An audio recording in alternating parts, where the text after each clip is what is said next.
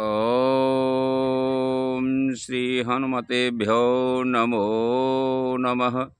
दत्त भगवानेभ्यो नमो नमः।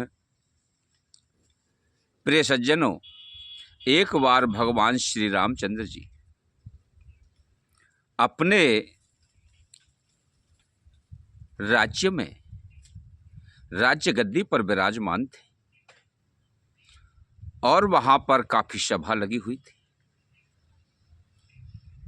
एक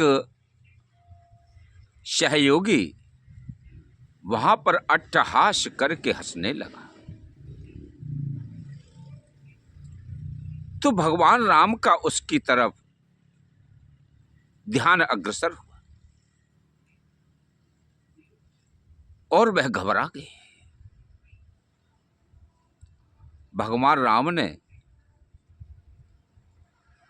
भैया लक्ष्मण को बुला करके यह आदेश किया कि सारे राज्य में इस प्रकार का ढिंढोरा पिटवा दो कि कोई भी, चाहे मेरा भाई लक्ष्मण भरत शत्रुघ्न ही क्यों ना हो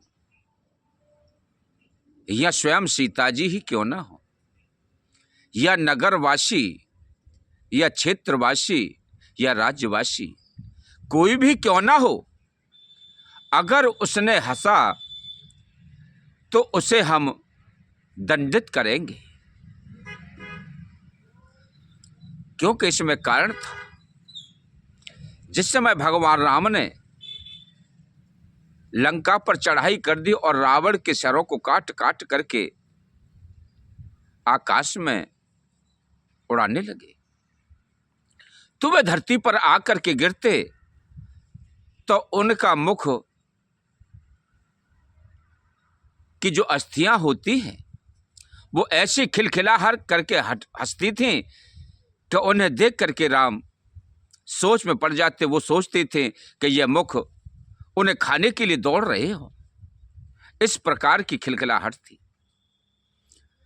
तो वह दृश्य सामने आ जाता था, इसलिए उन्होंने हंसी पर प्रतिबंध लगा दिया।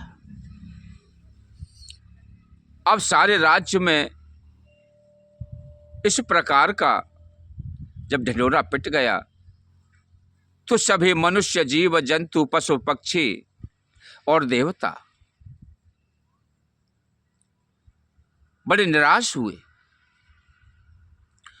उन्होंने इस बात के लिए एक मंत्रणा की कि अगर हम सब लोग हंसना ही बंद कर देंगे और प्रभु श्री राम के सन्मुख किसकी हिम्मत है कि इस प्रश्न को जाकर के कहें।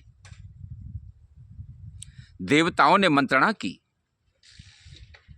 तो ब्रह्मा जी के पास पहुंचे तो ब्रह्मा जी ने कहा कि मैं इसका कुछ उपाय तो कर सकता हूं, लेकिन मेरी सामर्थ्य नहीं है कि प्रभु श्री राम को मैं समझौता दे सकूं। क्या है कि मैं इसका उपाय करूंगा, प्रयास करता हूं कि समाधान हो जाए। वो देवताओं के कहने के अनुसार एक पीपल के वृक्ष में जाकर के प्रवेश कर गए और पीपल का वृक्ष खूब अट्टहास मार करके हंसने लगा। वहां से एक पथिक निकल के जा रहा था।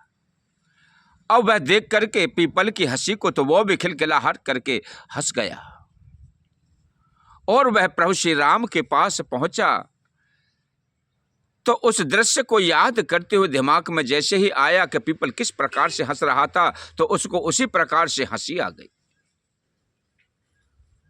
अब उसके हंसी को देख करके प्रभु श्री राम नहीं रुक सके और उनको भी उसी प्रकार से हंसी आ गई।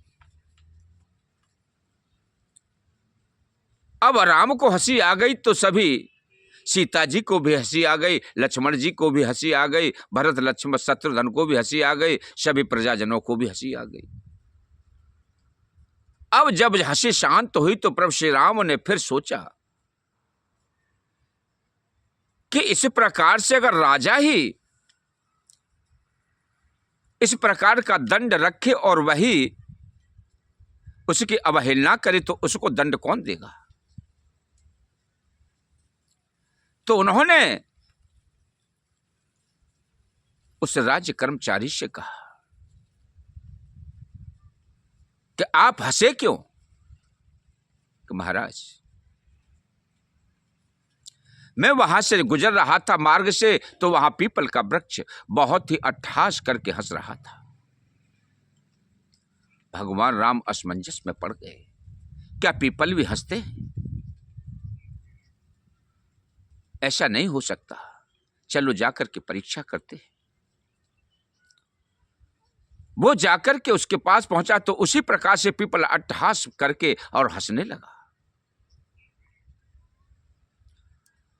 जब प्रभु श्री राम ने उस पीपल से कहा तो उन्होंने कहा कि हे प्रभु, हे जगदीश्वर, हे जनार्दन, मैं कोई और नहीं, मैं स्वयं ब्रह्मा हूं। देवताओं के निवेदन पर आपके भय से मैंने इस पीपल में प्रवेश किया और उस हंसी को जागृत रखा, क्योंकि हंसी स्वरूप ही एक लक्ष्मी का स्वरूप होता है।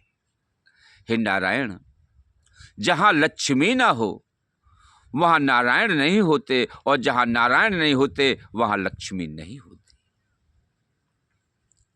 जहां खुशियां होती हैं, हंसी होती है, वहीं लक्ष्मी का आगमन होता है। क्या मेरे प्रभु श्री हरि, जहां कोई मृतक पड़ा हो, यहां कोई दुराचार हो रहा हो, क्या वहां पर कोई हंस सकता है? हंसता तभी है जब उसे खुशी हो, खुशी का समय हो। तो खुशी किस समय आती है? जिस समय लक्ष्मी का प्रादुर्भाव होता है। और लक्ष्मी चली जाए तो वो नीचों को ढो डाल करके मुरझा जाता है। इसलिए हे श्री हरि, मैंने आपके भय के कारण इस पीपल में प्रवेश करके और अपना हंसना प्रारंभ किया। हे श्री हरि, आप मुझे क्षमा करें और इस बात को आप सभी प्रजा को क्षमा करें और अपनी वाणी को वापस ले लें। मैं आपसे निवेदन करता हूं, अनुग्रह करता हूं कि हे श्री हरि, ये मुरझाया हुआ वातावरण शोभनीय नहीं होगा जब तक यहाँ खुशहाल नहीं होंगे सब नर नारी पशु पक्षी सभी वृक्ष खुशहालता में नहीं होंगे, तो वहाँ मातम सा छाया रहता है। हे श्री हरि, इसलिए आप लिमिट से अधिक हंसी पर प्रतिबंध लगाएं और जो मेन हंसी है, जितना आना चाहिए, मुस्कुराहट आनी चाहिए, उतना ही हंसना शुभ होता है। इसलिए आप मुझे क्षमा करें, क्योंकि मैं आपके वाक्य में अवरुद्ध बना। आप मुझे क्षमा करें, क्षमा करें, क्षमा करें। तब प्रभु श्री राम ने ब्रह्मा जी को आश्वासन दिया, कहे ब्रह्मदेव, मैं अपने वचनों को वापस लेता हूं और मैं भी जानता हूं कि बिना हंसी के सारा विश्व शमशान की तरह है, इसलिए हंसना भी अनिवार्य है। बोलिए सियावर रामचंद्र की जय, सनातन धर्म की जय।